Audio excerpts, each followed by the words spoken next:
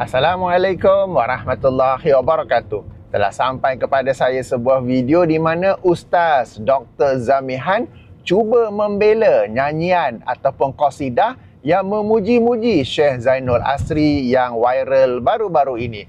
Tentang qasidah tersebut, respon Syekh Zainul Asri telah pun saya ulas react dan video sebelum ini. Dalam video sebelum ini, jadi saya tak akan main sekali lagi di sini. Sesiapa yang tak tahu apakah yang dimaksudkan dengan nyanyian itu, qasidah itu, boleh tonton video itu ya. Jadi dalam video ini saya akan fokus kepada cubaan Ustaz Dr. Zamihan untuk membela nyanyian ataupun qasidah tersebut ya. Ayuh kita lihat, ayuh kita nilai sejauh mana ilmu seorang doktor PhD ya.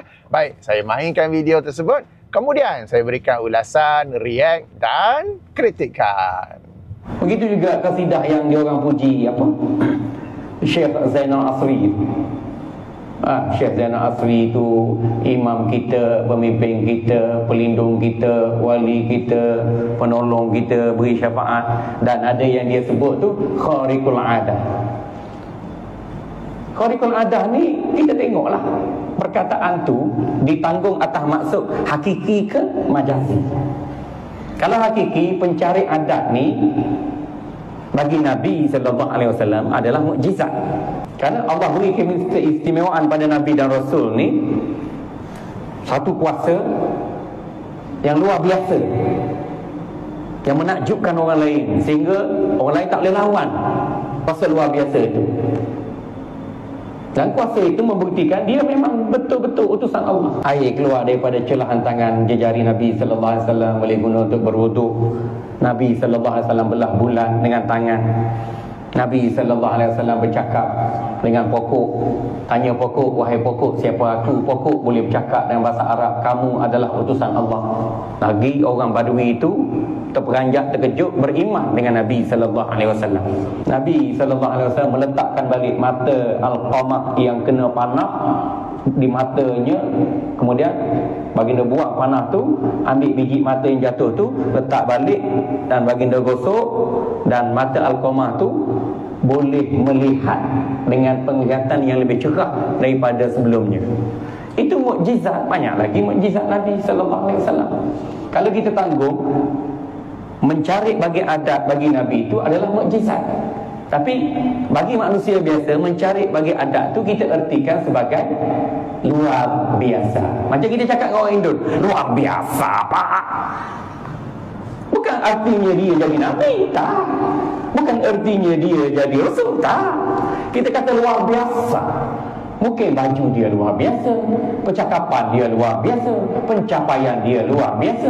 Salah ke macam tu? Tak salah pun. Keluarbiasaan dia tu bagi kita menakjubkan, menghairankan, mengagumkan. Bukan kata melepasi tahap Nabi dan Rasul, tak ada. Macam kita kecek Kelantan, Allah dia mau bawa, hebat dia mau bawa, semak jepak dia mau bawa. Padahal mukul lebih kurang kita ya. Tapi bahasa tu dipergunakan. Kemah bawa kebahmi saya gitu. Padahal pakar biasa, tak kemah pun, biasa je. Tapi bahasa tu dipergunakan, jiwa bangsa. Apa nak jadi masalah? Dia nak murid dia nak puji syekh dia. Lagi tak bersalah dengan akidah, tak bersalah dengan syariah, tak bersalah dengan prinsip akhlak. Silakanlah. Ya, kita terasa tu buat apa? Sebab tak ada orang puji kita. Baiklah, kita sudah pun mendengarnya ya. Link bagi video tersebut dalam kotak description. Baik, jadi perkara pertama yang saya nak ulas ialah khariqul adat. Khariqul adat ni bermaksud mencari adat kebiasaan. Dan istilah ini, khariqul adah ini, tidak digunakan kecuali untuk dua orang ataupun dua kumpulan manusia. Pertama, para nabi dan rasul, di mana Allah Subhanahu Wa Taala mengurniakan kepada mereka mukjizat, yang dengan mukjizat itu mereka dengan izin Allah dapat melakukan perkara-perkara yang mencari adat kebiasaan. Ini sebagaimana yang disebut oleh Ustaz Zamihan. Kedua yang cuba disembunyikan oleh Ustaz Zamihan ialah kumpulan kedua ataupun manusia kumpulan kedua yang diberikan yang kita sandarkan khariqul adah ini ialah para wali Allah, di mana Allah SWT mengurniakan kepada mereka karamah. Jadi khariqul adah ni perkara-perkara perbuatan yang mencari adat kepada para nabi dan rasul ada kerana mereka dikurniakan mukjizat oleh Allah Subhanahu Wa Taala. Kepada para wali Allah pun ada kerana Allah SWT mengurniakan karamah kepada mereka. Okey, jadi tentang karamah ini, ia adalah sesuatu yang diterima dan diakui adanya oleh kami ahli sunnah wal jamaah berdasarkan manhaj salafus soleh. Cuma kami berhati-hati apabila melihat ataupun mendengar sesuatu khabar tentang khariqul adah kerana boleh jadi itu adalah dusta. Boleh jadi itu adalah tokok tambah, exaggeration oleh anak-anak muridnya. Boleh jadi itu adalah silap mata. Boleh jadi itu adalah sihir. Dan boleh jadi itu adalah istidraj daripada Allah Subhanahu Wa Taala. Jadi khariqul adah ni bagi para wali Allah memang ada. Kita antara dasar akidah ahli sunnah wal jamaah ialah mengakui adanya karamah bagi para wali Allah. Cuma kita berhati-hati, okey, tidak dengan mudahnya menerima sesuatu berita, sesuatu pengkhabaran tentang khariqul adah kerana sebab-sebab yang saya sebutkan tadi itu, ya. Dan tentang para wali Allah ni dan karamahnya, kita maklum pihak di sebelah sana, okey, pihak di sebelah sana mereka sangat mudah, sangat teruja, sangat suka dengan wali-wali Allah, karamah-karamah dan juga perbuatan peristiwa yang khariqul adah ni, ya. Sebab bagi mereka, macam telah saya jelaskan dalam video-video sebelum ni, wali-wali Allah ini lebih tinggi makamnya daripada para nabi dan rasul. Kerana para nabi dan rasul dilantik oleh Allah Subhanahu Wa Taala, sementara para wali ini menurut mereka berusaha untuk mencapai makam tertentu yang dengan itu Allah pun mengurniakan karamah kepadanya, ya. Jadi sangatlah menghairankan, sangatlah super menghairankan apabila Ustaz Zamihan tak menyebut tentang para wali Allah dan karamah. Sebagai itulah yang dimasukkan dengan khariqul adat yang dinyanyikan, yang dikosidahkan oleh budak-budak itu. Bagi saya, beliau, yakni Ustaz Zamihan tidak lupa. Akan tetapi, walau bagaimanapun, namun begitu beliau sedang cuba menutup satu kesalahan besar dalam qasidah itu, yang ini apabila budak-budak itu menyandarkan khariqul adah kepada Syekh Zainul Asri. Apabila mereka budak-budak itu menyandarkan khariqul adah kepada Syekh Zainul Asri, berarti apa? Mereka menganggap Syekh Zainul Asri adalah seorang wali Allah. Jadi itu yang cuba disembunyikan oleh Ustaz Zamihan. Sebab tu dia pergi pusing, dia pergi spin, kononnya ada hakikat, kononnya ada majaz. Maka khariqul adat tu secara hakikatnya beliau hanya sandarkan kepada para nabi dan rasul. Kepada para wali Allah dan karamahnya tu beliau senyap saja. Kemudian beliau pergi spin adanya majaz, iaitu luar biasa pak dengan menggunakan bahasa Indonesia, ya. Sangatlah buruk perbuatan beliau ini yang cuba menafikan khariqul adah itu boleh juga merujuk kepada manusia selain para nabi dan rasul, yakni para wali Allah yang dikurniakan karamah oleh Allah Subhanahu Wa Taala. Kenapa beliau menyembunyikannya? Sebab beliau tahu dalam qasidah itu ada kesalahan, yakni apabila budak-budak itu menyandarkan khariqul adah kepada Syekh Zainul Asri. Apabila budak-budak itu menyandarkan khariqul adah kepada Syekh Zainul Asri, berarti mereka berpandangan, berkeyakinan Syekh Zainul Asri adalah seorang wali Allah. Jadi dalam video penjelasan oleh Syekh Zainul Asri, beliau telah pun menafikannya, ya. Beliau telah menafikannya, cuma tak apalah, saya telah ulas dalam video sebelum ni, saya tak nak sebut di sinilah. Jadi di sini saya tegaskan saya lagi, sangatlah dikesali sikap Ustaz Zamihan yang cuba menyembunyikan maksud sebenar khariqul adah, kepada siapa ia digunakan, dan boleh pula spin yang bahasa Indonesia kan, luar biasa pak. Tak luar biasa, orang sebut luar biasa lah, orang tak sebut khariqul adah. Okey, baik, itu ulasan yang pertama. Ulasan yang kedua ialah tentang puji-pujian yang terkandung dalam qasidah itu, di mana Ustaz Zamihan berkata tak salah selagi mana tidak bersalahan dengan akidah, tidak bersalahan dengan syariah, tidak bersalahan dengan prinsip akhlak. Jadi tak ada masalah. Dan beliau mengkritik pula orang-orang yang mengkritik itu sebagai terasa kononnya tak ada orang yang puji. Maknanya orang-orang yang mengkritik nyanyian qasidah itu, mereka mengkritik sebab tak ada orang yang nak puji tu. Okey. Jadi ini sekali lagi menunjukkan kedangkalan beliau, kejahilan beliau dalam sunnah Rasulullah sallallahu alaihi wasallam. Ini kerana terdapat hadis-hadis Rasulullah sallallahu alaihi wasallam yang sahih yang melarang kita daripada berlebih-lebihan daripada memuji seseorang lain. Pada kesempatan ini saya ingin berkongsi 3 buah hadis larangan pujian berlebih-lebihan itu sebagai tazkirah kita bersama ya. Jadi hadis-hadis ini saya baca dari hafalan saya. Sila rujuk teks asal seandainya saya tertinggal 1-2 perkataan ke apa ya. Baik, jadi hadis yang pertama dikeluarkan oleh Imam Al-Bukhari dalam sahihnya. Hadis nombor 62 daripada Abi Bakrah radhiyallahu anhu bahawa ada seseorang yang memuji-muji seseorang lain di sisi Nabi sallallahu alaihi wasallam. Mendengar yang sedemikian, Rasulullah pun sallallahu alaihi wasallam bersabda, "Celakalah engkau. Engkau telah memotong leher sahabat engkau," dan baginda mengulanginya beberapa kali. Kemudian baginda bersabda, "Sesiapa yang hendak memuji, maka katakanlah, aku mengira ni si fulan sekian-sekian dan Allah lebih mengetahui keadaannya." Okey. Jadi bila kita nak puji seseorang, kita puji je, aku rasa dia ni seorang yang bagus. Dan Allah lebih mengetahui keadaannya yang sebenar. Something like that lah. Sebab jangan puji berlebih-lebihan. Kita puji apa yang kita nampak secara zahir dan kita puji secara sederhana. Hakikatnya kita serahkan kepada Allah Subhanahu Wa Taala ya. Tapi ingat ya, di permulaan hadis, apabila seseorang tu berlebih-lebihan memuji seseorang yang lain, Rasulullah bersabda apa? "Celakalah engkau. Engkau telah memotong leher sahabat engkau." Dan baginda mengulanginya beberapa kali, menunjukkan ia adalah satu kesalahan yang besar. Kenapa disebut sebagai engkau telah memotong leher sahabat engkau? Nanti saya jelaskan ya. Okay, saya bacakan hadis terlebih dahulu. Okey, itu hadis yang pertama. Hadis yang kedua dikeluarkan oleh Imam Muslim dalam sahihnya, hadis nombor 3001. Okey, di mana Rasulullah sallallahu alaihi wasallam mendengar seseorang yang memuji secara berlebih-lebihan seseorang yang lain. Lalu baginda sallallahu alaihi wasallam bersabda yang maksudnya kamu telah membinasakannya atau memotong belakangnya. Okey, membinasakannya, memotong belakangnya ni boleh jadi secara zahir, maknanya ambil pedang libas belakangnya, something like that lah. Tapi menunjukkan ia adalah sesuatu yang benar-benar merosakkan seseorang ya. Okey, itu hadis yang kedua. Hadis yang ketiga, okey, dikeluarkan oleh Imam Muslim dalam sahihnya juga, hadis nombor 3002. Hadis nombor 3002 ni ada 2 dengan nombor yang sama.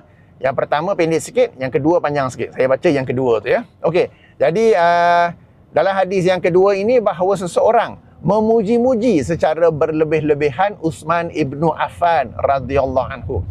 Okey, mendengar yang sedemikian, seorang sahabat lain yang bernama Al-Miqdad bin Amr. Mereka sedang duduk bersila.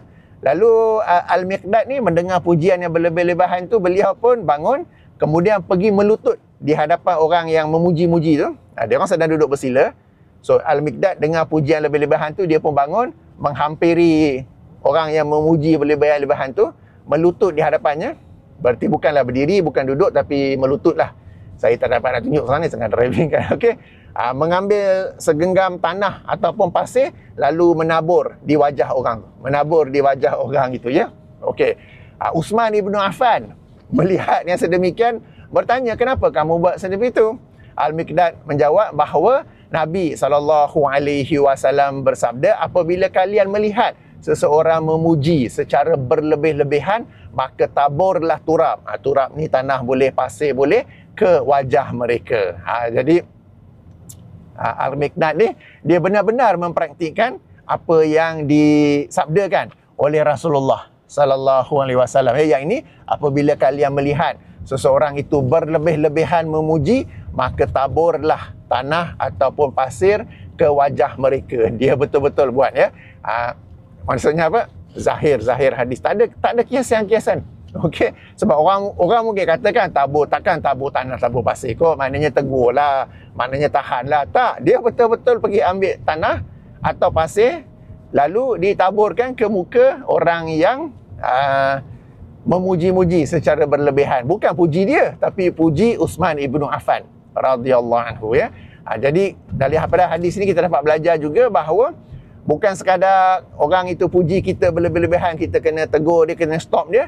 Kalau kita dengar orang itu puji orang lain secara berlebih-lebihan pun, kita kena tegur dia dan kita kena hentikan pujian berlebihan tersebut.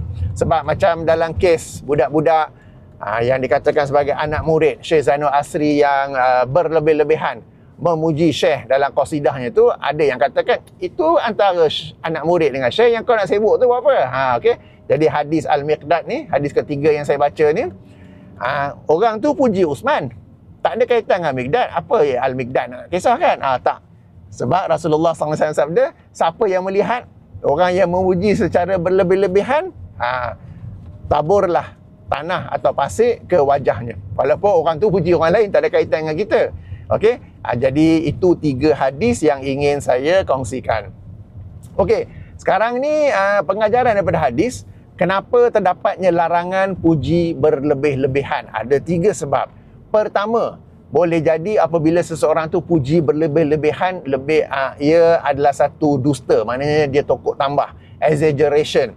Boleh jadi dia hendak bodek, boleh jadi dia hendak sesuatu tujuan duniawi yang lain. Sebab tu dia puji secara berlebih-lebihan. Itu yang pertama. Yang kedua ni yang apabila Rasulullah SAW sebut engkau telah membinasakannya, engkau telah memenggal lehernya, engkau telah memotong belakangnya.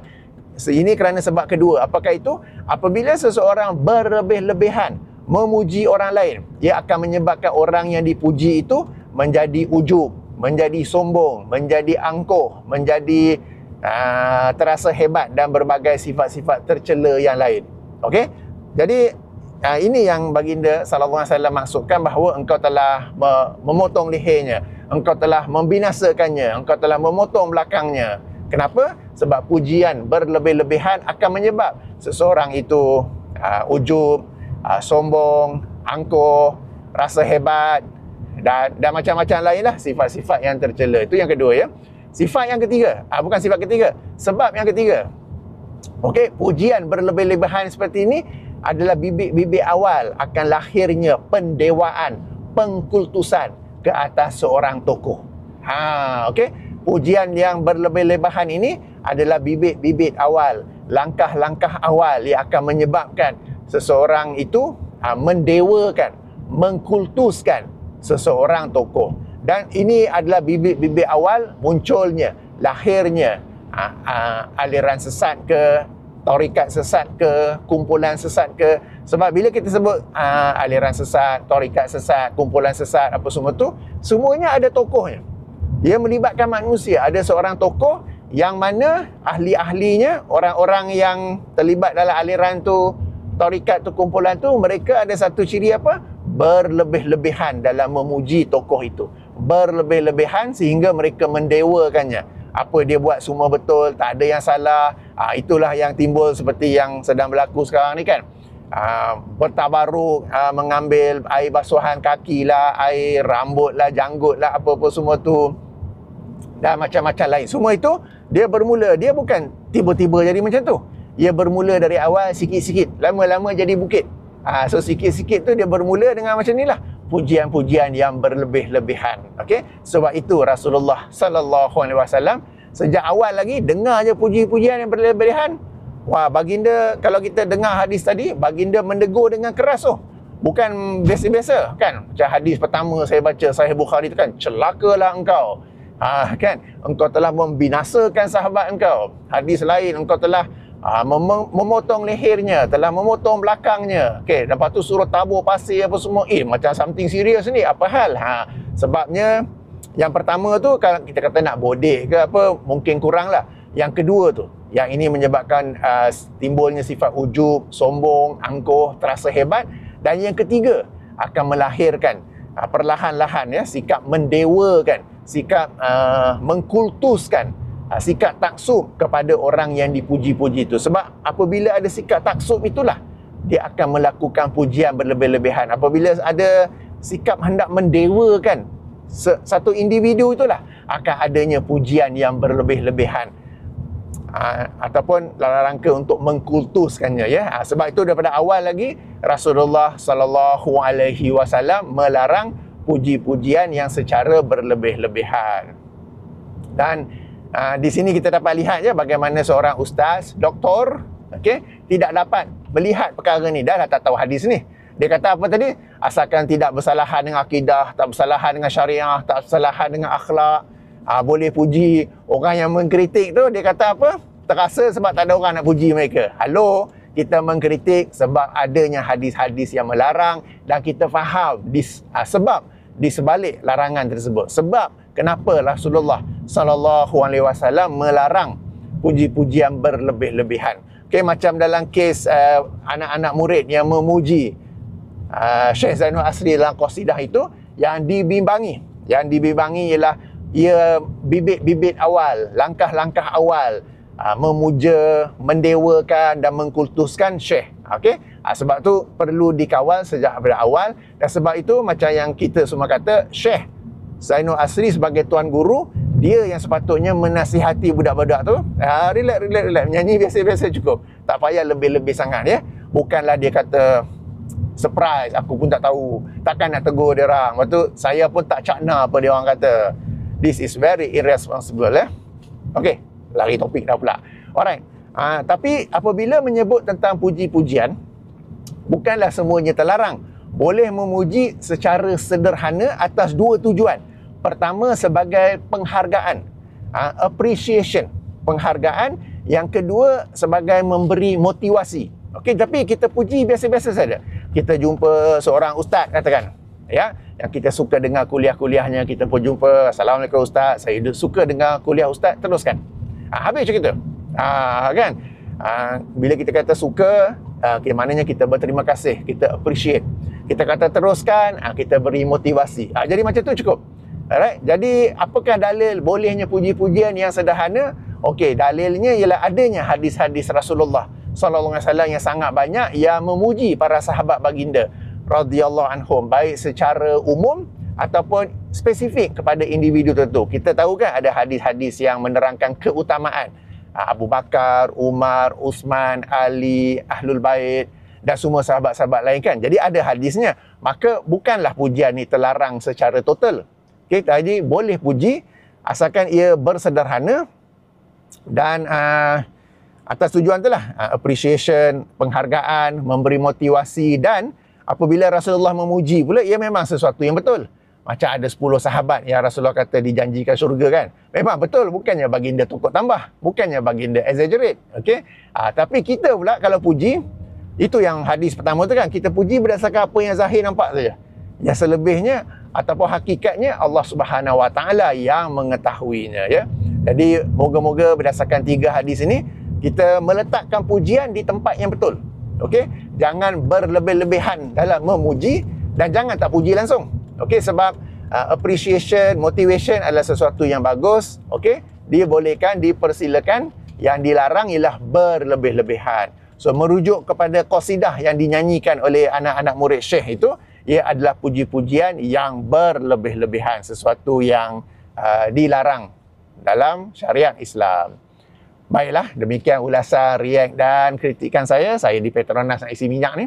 Sementara itu saya tutup dengan subhanakallahumma wa bihamdika asyhadu an la ilaha illa anta astaghfiruka wa atubu ilaika. Assalamualaikum warahmatullahi wabarakatuh.